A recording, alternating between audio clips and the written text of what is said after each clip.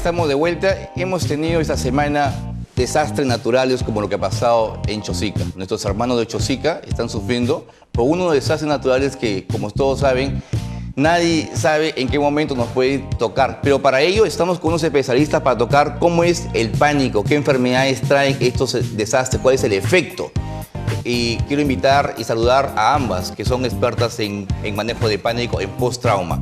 Doctora, muchísimas gracias por estar acá con nosotros y queremos explicarle cómo se maneja, qué difícil es manejar esos temas post-trauma hasta en niños, ahora que tenemos que han perdido familiares. Doctora, muchísimas gracias. ¿Cómo podemos manejar? ¿Cuál es nuestra recomendación? Ante todo, buenos días, doctor Juan Carlos Velasco. Quería felicitarle por su tercer programa, prestando la atención y promoviendo la salud dentro de la población, ¿no?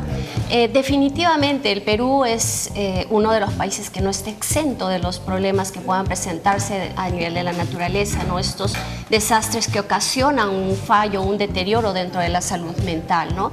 Definitivamente no estamos preparados del todo. Por eso es que este tipo de intervenciones va a ser importante para promover la preparación de las personas que estén listas, cómo actuar y cómo ellos enfrentar estas situaciones dentro de lo que se ocasiona. Ahora tenemos el reciente problema, lo que sucedió en Chosica.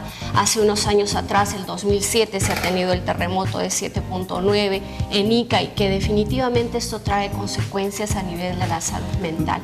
Vemos que en todo desastre como lo que pasaba en Chosica y lo que sucede en el interior del país o en Pisco, lo que sucedió, hay unas terapias, hay un tratamiento, hay toda una estrategia en salud mental, cómo salir de este problema mental para los niños, que es un trauma también a los niños, para la gente que ha perdido algún familiar. ¿Qué es lo que recomienda? ¿Cómo la terapia mental para este tema? Definitivamente tenemos que saber que va a haber dentro del proceso la reacción natural después de un desastre. Es un estrés agudo. Primero es el trastorno de estrés agudo, ¿no? Que normalmente se presenta al segundo día hasta el mes después del suceso traumático, ¿no? ¿Cuál es la sintomatología que se va a presentar? Definitivamente hay un alza en la irritabilidad, el nerviosismo, y luego de esto ya, si no se hace una intervención temprana, puede pasar a un efecto, a un trastorno postraumático que más o menos dura en un promedio. Este estrés agudo, ¿cómo afecta la parte cardíaca, doctora? Usted, que es una especialista en la parte de cardiovascular, ¿cómo ve cómo se afecta, cómo es el tratamiento para ayudar a las personas? Bueno, buenos días, ¿cómo está? Bien, sí, definitivamente, en principio quisiera agradecer la invitación y nosotros también nos solidarizamos con este evento que hubo con nuestros hermanos de Chosica y queremos ponernos a disposición como salud ante las autoridades de Chosica para poder llevar atención gratuita a nuestros hermanos de Chosica. Nosotros nos ponemos a disposición, como repito, de las autoridades. Somos cirujanos cardiovasculares y cardiólogos que vamos a ir a brindar atención gratuita a nuestros hermanos de Chosica. Bien. Muchas gracias, doctora. ¿Cuál es la patología más frecuente bajo esto? ¿Cómo es el entorno? ¿Qué es lo que usted, bien, en su experiencia? Sí, claro que sí. El estrés es una de las causas importantísimas de un infarto de miocardio, ¿no? El estrés, para pintárselo de mejor manera, anteriormente, cuando nosotros atendíamos a un paciente en emergencia, venían pacientes de 50, 60, 70 años con un evento de infarto y eso era predecible porque hay situaciones que nos llevan a un infarto, como es el acúmulo de grasa en las arterias. Pero actualmente son pacientes más jóvenes que vienen con esta patología, con el infarto.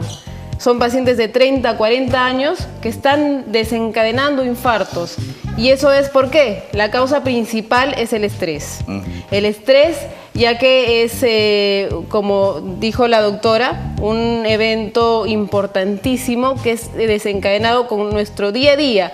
Nuestro trabajo nos lleva a un estrés, que es un estrés crónico. ¿Un desastre estimula, potencia ese estrés? Claro que sí, porque este es un estrés agudo que hace que el miocardio, que es el corazón, se infarte. Es un evento importantísimo, cosa que antes no lo teníamos en cuenta. Teníamos otras causas de infarto que pueden ser el acúmulo de grasa en las arterias, enfermedades crónicas como la diabetes, pero actualmente se está viendo que el estrés es importante. Hay una estadística en Lima que hablan de estrés, de infarto de miocardios por estrés a gerentes, pero hay otra estadística que dice infarto de miocardios por post-desastre, post-trauma de desastre. ¿Qué es lo que recomienda? ¿Cómo ve usted las estadísticas ahí en el hospital? Bueno, sí, es como le repito, antes no era considerado como un factor importante, pero en la actualidad son pacientes más jóvenes. 30 años un paciente no está con los factores o con las causas que puede estar un paciente de 70 años. Entonces sí es considerado, sí debería ser considerado actualmente como un factor importante, como una causa importante. ¿Cómo manejar el estrés ante estos temas? Ante este momento que es un momento difícil, sumamente difícil para las familias, ¿no? ¿Cómo manejar ese estrés? Y no solo el estrés en adultos, sino cómo manejar el estrés en niños, que es, recuerdo mucho, en el tema de Pisco habían juegos, se hacían juegos, venían gente para divertir a los niños, para distraer. ¿Cómo se maneja el estrés, doctor? Claro, definitivamente, inclusive las características de los niños van a ser estimuladas por las de los adultos. Si un adulto entra en pánico, definitivamente eso va a estimular en el niño también, ¿no? Había una experiencia justo de ese terremoto del 2007, ¿no? Un niño de 4 años, cuando empezó a temblar la tierra, lo que decía el niño es, mamá, la tierra está bailando porque está feliz, ¿no? Entonces, frente a eso, o sea, definitivamente un niño pequeño, dependiendo de la edad que él tiene, ¿no? A los 4 años, para él tiene un significado distinto, pero si ahí esto le suma de que el adulto dice, entra en pánico, entra en estrés, empieza a cambiar el concepto del niño y ahí es donde se genera el trauma. El niño percibe lo que el adulto muestra, la situación, ¿no?, que va mostrando el adulto. Entonces, ahí quien tiene que tener el control es el adulto, ¿no? Hacerle sentir a través de los juegos que es una experiencia que va a pasar. Tenemos que estar prevenidos, ayudarle al niño a cómo prevenir frente al desastre, ¿no? Cómo protegerse, jugando, cómo cuidar su cuerpo, cómo cuidar de que no caigan los objetos o sea riesgoso su vida, ¿no? A través de los juegos es muy importante en los niños sobre todo. ¿Cómo manejar en la parte cardíaca el estrés, en la parte de infarto? ¿Cómo prevenir y decirles a las personas tengan cuidado? Porque si bien es cierto y somos comprensibles porque hay que vivir en el momento, hay que estar para vivir el momento, pero ¿cómo se maneja?